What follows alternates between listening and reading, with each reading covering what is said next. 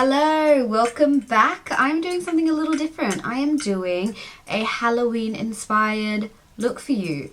I'm gonna try and attempt to do like a Desi devil, Desi demon type vibe. One, because I already have all this stuff, and two, I don't know, I just haven't really seen anyone do it in kind of like a easy wearable way. I know that a lot of people do it and it's like very extravagant and whatnot.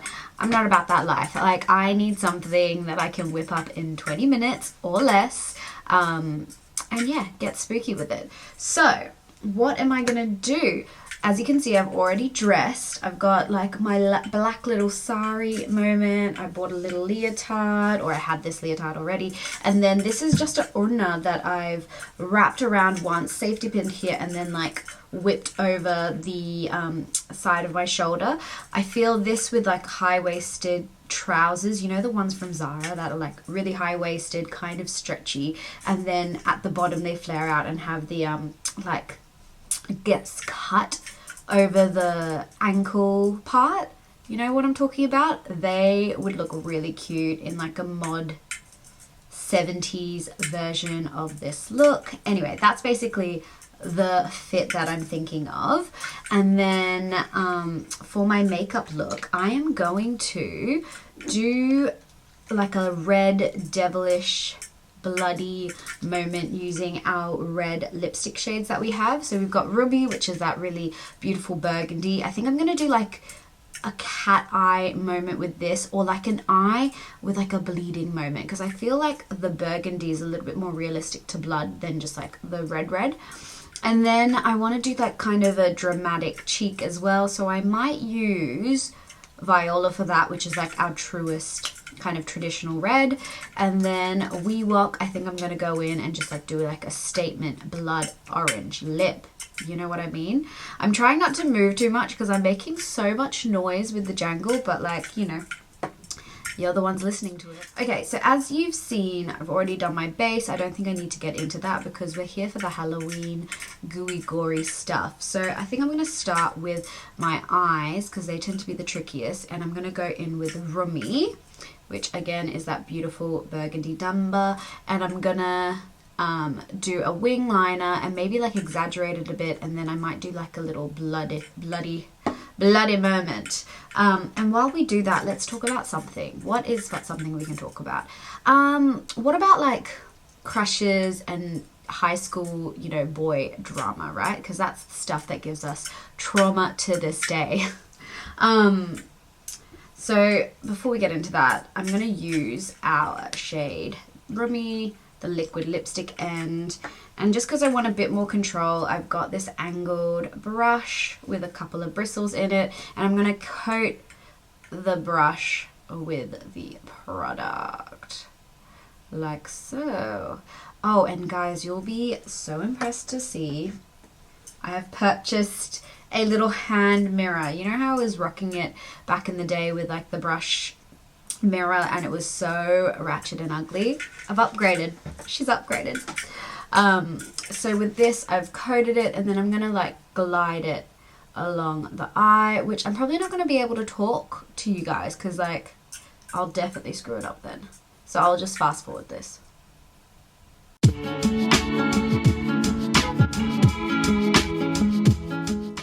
Okay, so that is the liner applied to the top. I'm really happy with that size of wing, but I think I might like smoke out the bottom in Rumi as well. But this time I'll use the hydrating matte lipstick end, just because that's really easy to like blend out and really like create a nice smoky number. Why I did that, I don't know. Forgive me. And how do I want to apply it? Maybe I'll actually brush it on this as well. And then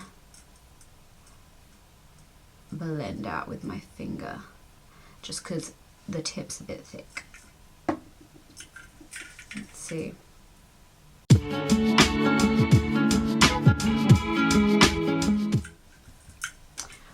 Okay, so that is the eye look, the liner look with Rumi.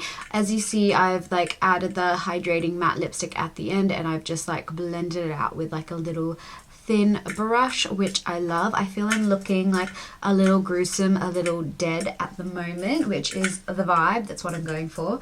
And now I kind of want to add like a blood drop. I think that's going to fuck it up, but we'll see. We'll see. We've come this far. And, you know, all good things must come to an end. So let's do a blood drop. And I know I said that I would talk about crushes, but like, this is a stressful moment. So once we've come past this, I will be able to dive into the actual topic. Okay, so we've got Rumi. How am I going to tackle this? I feel nervous, but okay. We've got Rumi. I'm going to get the liquid lipstick end, and then I'm going to like go between the actual wand to the little brush as well, just, you know, in case I need to save the day. How am I going to do it? What should I do? Do we like feel blood drop in the center, or like crying, or both? Should I have one bloody eye and then like one can still be cute? So like if worst case scenario happens, I can just like take selfies with one eye covered. And I feel I'm going to do, which is my better side? Ooh. My left is my better side, but I feel like this is not gravitating to like the bloody eye scenario. Oh, what to do? Okay, with much internal debate, I'm gonna go with the left eye because I feel like how cute if that was just bloody. So we're gonna dive right into it. Oh my god. Oh my, let's get a bit more product. And let's hope for the best. I think go in. Oh, you know what? She's getting like trigger fever. Alright. Is that even the expression, trigger fever? Who knows? Alright, I'm going to coat this because I feel slow and steady wins the race. Alright, let's go and go for it. Okay, so update on the eye. I just left it at the 2 tears and then like some blood splatters. It's not my best work. That's okay. Trial and error. This might be an error, but that's okay. Now, let's actually get to the topic at hand. What was it? Oh, boy crushes and teenage life and all that jazzy jazz. Well, like, you see me, right? I am of brown background. I am of South Asian background. So dating for me wasn't really like a thing that you did or could do or like was open about. Like obviously, you know, you would finesse little things here and there as any teenager, but it wasn't like you had a boyfriend in high school type thing. That would never be the case. It would never fly. I know for me and my other, I guess, South Asian Bengali girlfriends, everything was very secretive. On top of that though, like no one was really, I don't know, hitting us up, or at least hitting me up. I did not experience boys going crazy for me. I don't know whether it has anything to do with me just growing up in like more of a Western society, Western culture. Like I wasn't really, you know, the girl next door type, or, you know, your token blonde, blue-eyed beach babe, which is like the Aussie dream. So yeah, like I mentioned, I wasn't, you know, your blue-eyed blondie, but I was friends with so many beautiful blue-eyed blonde girls. It would drive me to insanity. I just remember, I mean, I don't know whether this still happens with like the high school boys now, but when I grew up, so many guys would try and befriend me to get to my cute blonde friend. And when I tell you, I'm still mad about it. John, Simon, I don't know, at this point, Raymond, you are the culprits. You are the ones that I have to pick a bone with. But no, I remember one of my closest friends, she would really cop it from me, especially once we graduated high school, and then, you know, you're in uni days, you go to a couple of parties, drinks were kind of flowing, and I would get so goddamn in my feelings when like a boy would come over to me asking about my friend, and then I would be mad at her. Like, isn't that crazy how crushes can make you feel so pressed, like so pressed to be mad at my like loyal great friend, and she's not doing anything wrong, she's just looking cute. I'm cute too, he just couldn't see it. Now I've coated the shade Viola on this little tapered wand. It's got a lot of pigment, and then I'm just gonna brush and kind of see what happens. At this stage we don't have any rules, we're just going in. And let's see, hopefully, I'm going to go in a little at a time.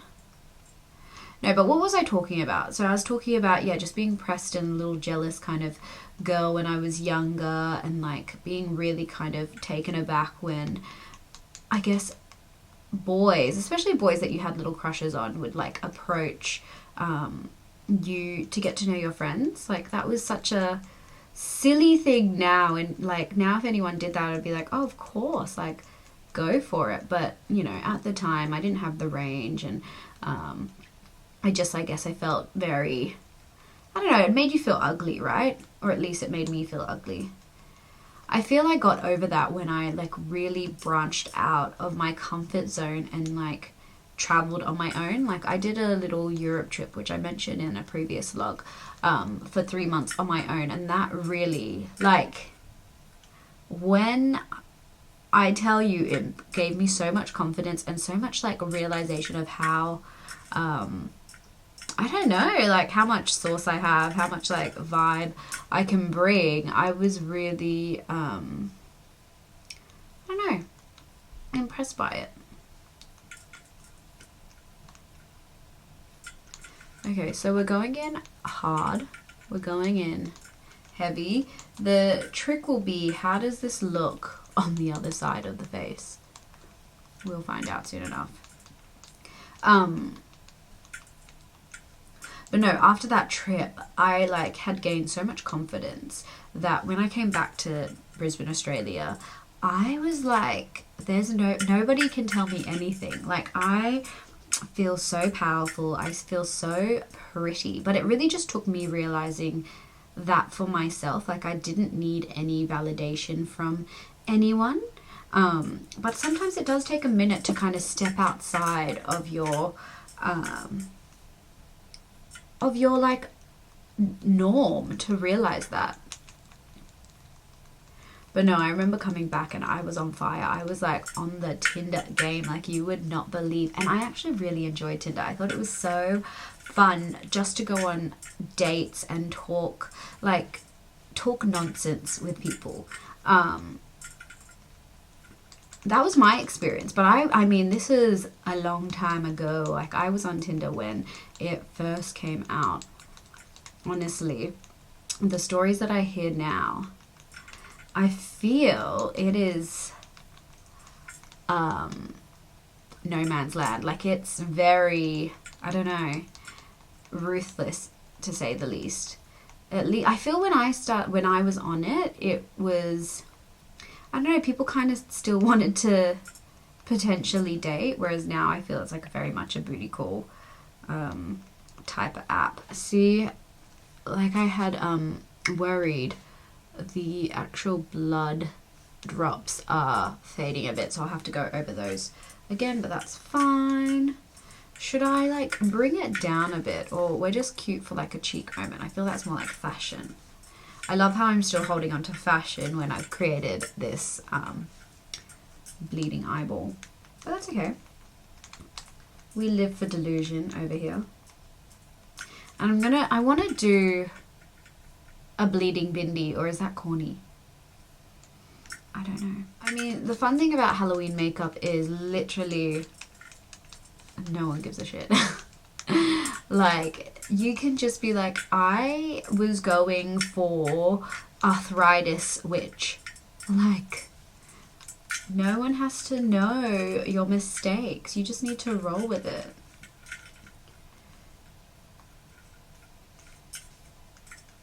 Alright, so that's that.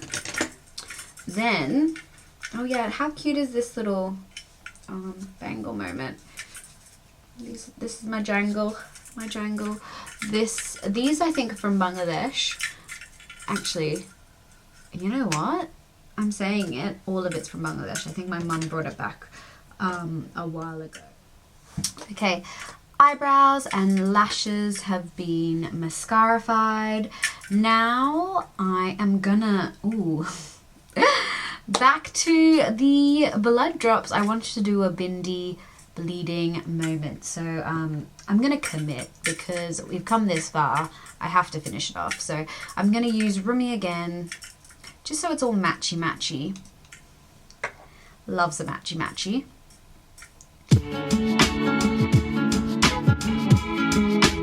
Okay, I think the drippy bindi helps, and I think I'm just at this stage. Why not go hard or go home at this rate? I'm gonna do a bloody nostril, because why not? Why the hell not?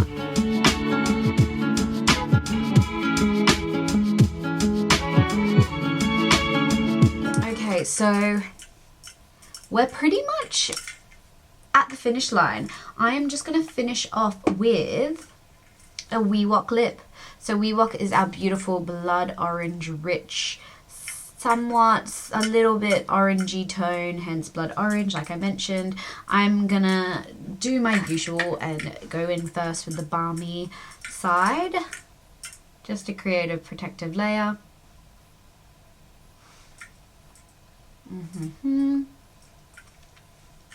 And then I'm gonna go in with the liquid lipstick end and really define and sharpen and yeah, get it together.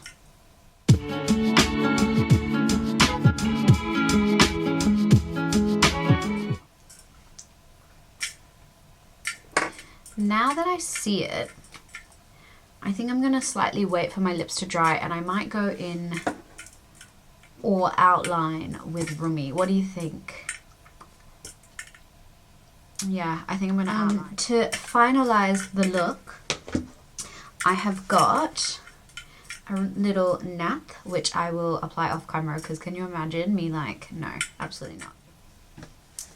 Okay, so this is the final look, and I am really happy that I applied the nath, the nose ring, because it's like covered up the bloody eye a little more, and I think it makes it look a little bit more realistic. But I am not upset with this. I think it is actually a really cute wearable Halloween look, or even if you're just doing Halloween selfies at home, because obviously I know it's lockdown for a lot of us, or a lot of you in different places.